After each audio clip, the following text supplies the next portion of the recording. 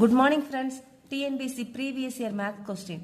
இரண்டு வேறுபட்ட கோளங்களின் வலைபரப்புகளின் விகிதம் 9:25. அவற்றின் கன அளவுகளின் விகிதம் கேட்டிருக்காங்க. இந்த மாதிரி கொஸ்டின் நிறைய இப்போ கேட்குறாங்க. கோளத்தின் வலைபரப்போட ஃபார்முலா என்னது? 4πr².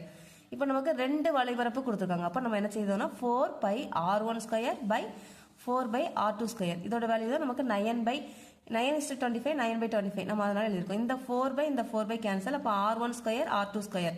அது வந்து 9/5. இப்போ ஸ்கொயர் ரிமூவ் பண்ணும்போது r1 r2 நமக்கு என்ன வரும்? 3 இங்கே 5.